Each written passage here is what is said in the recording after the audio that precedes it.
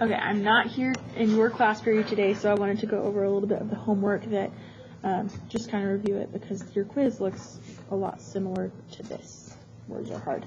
The slope formula will be a good thing to remember on this worksheet because at the bottom you've got some slope formula problems. The slope formula, or the formula for the slope of a line is m equals y2 minus y1 over x2 minus x1. Now the first four problems you didn't actually have to use the formula, you just had to use positive or negative rise over run. So looking at number 1, there's some points labeled on the line for you. If you draw the right triangle, so I'm going straight up out of this line and then to the right. The slope of that will be its rise over run.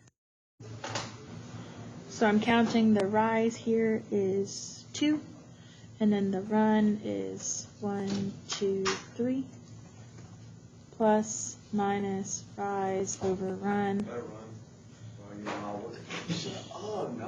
If I put my pencil to the right and then put my pencil on the line, the pencil goes up, so this is a positive slope, and the rise was how we counted going up, that's 2, and the run is 1, 2, 3. Normally we would go back to the origin and make sure that the 2 and the 3 really do mean 2 and 3, but there's not numbers here, so I'm going to assume I count by 1, which means the 2 and the 3 are actually 2s and 3s. So my slope is a positive 2/3. Looking at number 2, plus minus rise over run. Put my pencil to the right, put my pencil on the line, and my pencil goes down, meaning this slope is negative. Pick any 2 points. This is a really hard triangle to draw, so I know from this point I'm going to the right because all the other points live to the right of it. And from there I can just go straight down to complete my right triangle. The rise is 1, 2, 3, 4, and the run is 1. So this is negative 4 over 1, which is the same thing as negative 4. 3 is a straight vertical line, and vertical lines are undefined. Horizontal lines are 0. So this one is undefined. Now we're going to look down at the bottom few problems. For this, you have to remember that the slope formula, and you don't have to remember it, it's in your star chart, which is in your binder, and it's also in your notes, so you can go back and look at that. The slope formula is y2 minus y1 over x2 minus x1. So I'm just going to label my ordered pairs first. Ordered pairs are always x comma y. This is my first ordered pair, so this is x1, y1. My second ordered pair, x2, y2. You could go ahead and label that for all of them. x1, y1, x2, y2, x1, y1, x2, y2, x1, y1, x2, y2, and so on, right? After your ordered pairs are labeled, then you can go ahead and start using the slope formula. So I'm going to put a bubble everywhere I have a letter. Bubble minus bubble over bubble minus bubble. This first bubble is in the same spot as y2. Well, we have y2 as negative 1, so a negative 1 goes there. This bubble is in place of y1, and y1 we said was negative 4, so a negative 4 goes there. This first bottom bubble is in place of x2, and we said x2 was 5, so a 5 goes there. The last bubble is in place of x1, and we said x1 was negative 3. After you have this part written down, I'm grading that has to be written down, then you can type it in on your calculator. Remember to type it in on your calculator.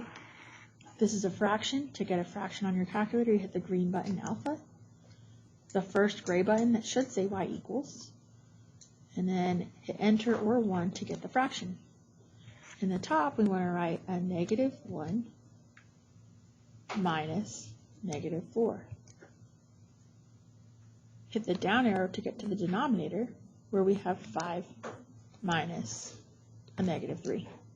Hit enter, and now I'll tell you that the slope is 3 over 8. So we can do another one. Let's look at 7 and also 8. So we're setting up our problem with bubbles everywhere we have a letter from our formula. So bubble for y2 minus bubble for y1 over bubble for x2 minus bubble for x1. And I'm just getting this from my slope formula. This bubble is in place of y2. We have y2 labeled as 3. This bubble is in place of y1. y1 is 6. This bubble is in place of x2, which is negative 1. And this bubble is in place of x1, which is 2. From there, we can type this in on our calculator. To get the fraction up on your screen, hit alpha, y equals, enter, or 1. The top, we have 3 minus 6. You can type in all of your numbers in parentheses or bubbles, just like we have it here. Remember, the parentheses live above 8 and 9. It's extra typing, which is not necessary, but it's also not wrong. So you can type in 3 minus 6 like that, and then the denominator would be negative 1, close parentheses because we're at a minus sign now, and then 2. And that looks exactly like what we written down. And the slope there is 1. Looking at number 8, I'm going to write down all of the bubbles so I can fill in my numbers. First bubble is in place of y2. y2 is negative 1. Second bubble is in place of y1. y1 is 4. Next bubble is in place of x2. x2 is negative 5. Last bubble is in place of x1. x1 is negative 5.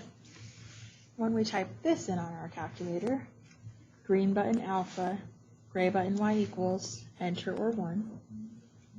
The top reads negative 1 minus 4.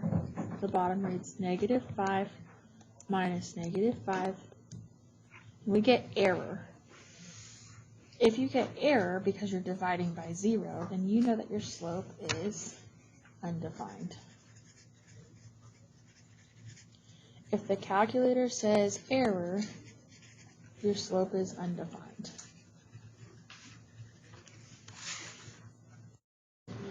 I do want this paper turned in, but I know that this stuff might help you on your quiz today, so I want you to turn it in after the quiz. Miss Layton will pick that up, or somebody in class will pick it up for Miss Layton. Before we go on to the quiz, I want to look at not the next page after that, but the one after that. I lied. Go back to this page, just for a second. If I'm comparing these two slopes, I'm going to use words like steep or flat. This slope is a whole lot steeper. If I had a little ball rolling down this hill, it would roll a lot faster than if I had a ball going down that hill. That's because this line is steeper than this line. And steeper lines have bigger values, and flat lines have smaller values. And I can prove that to you by finding the slope of these lines. So here's a good ordered pair, and there is another good ordered pair right here. The slope is 1, 2, 3, 1, 2, so this is 3 over 2. And the slope here is, there's a good point right here-ish, and right here. So this is 1, 2, 3, and this is 1, 2. Rise is 2 over run, so 2/3. It's hard to compare fractions. If you make these both decimals, then you have 1.5 and 0.6 repeating. Well, this is the bigger value, and it is the steeper line. So I just want to point out that steep lines have bigger values, and flat lines have smaller values. Your quiz is this page. The first 6 problems, you're just finding the slope between the 2 points that they're telling you. You might have to draw, you do have to draw the line between the 2 points, and then you can use your triangle, rise over run. So something like A to C, here's A, here's C, and I'm drawing the line between A and C, and then you can draw the triangle.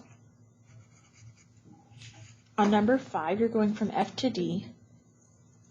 That's a really steep line, so its value has to be really big, I bet.